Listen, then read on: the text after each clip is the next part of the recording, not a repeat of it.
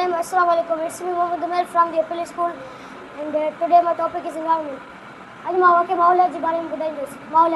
माहौलियात असां चवंदा आहियूं जेके बि शयूं आहिनि हालतूं आहिनि अंसर आहिनि सभिनि खे माहौल चइबो आहे.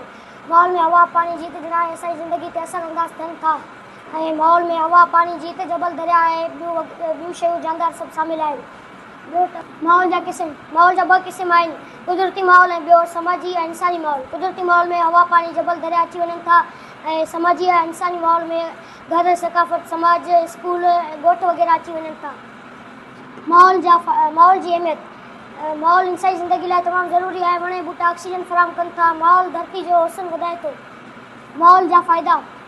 माहौल जे करे असांखे साफ़ हवा मिले थी. वण ॿूटा जेके आहिनि हवा खे साफ़ कनि था ऐं ज़राई फ़ाइदो. माहौल ज़राअत खे बि बहितर बणाए थो ऐं पाणी फ़राहम करे थो ऐं दरिया जेके मींहुं जेको आहे दरिया ऐं समुंड जे पाणी जो कढणु निकाल करण जो ज़रियो आहे. माहौल जा नुक़सान. जॾहिं माहौल ख़राबु थिए थो त केतिरा ई नुक़सान थियनि था. हवा जी आलूदगी. कारखाननि मां निकिरंदड़ धुओ ऐं वॾियुनि गाॾियुनि जे इंजणनि मां निकिरंदड़ धुओ हवा जी आलूदगी पैदा करे थो. ऐं पाणी जी आलूदगी.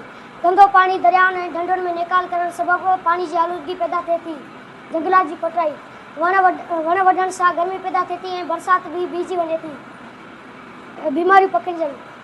गंदगी करण सां ऐं गंद उछलाइण सां केतिरियूं बीमारियूं पकिड़जनि थियूं. मौसमी तब्दीली. वण वढण सां ऐं माहौल में गंदगी उछलाइण सां ऐं वण वढण सां जेका गर्मी पैदा थिए थी इन जे करे मौसमुनि में तब्दीली अची रही आहे. माहौल जी हिफ़ाज़त.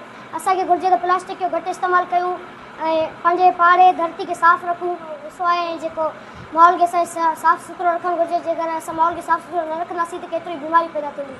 महिरबानी.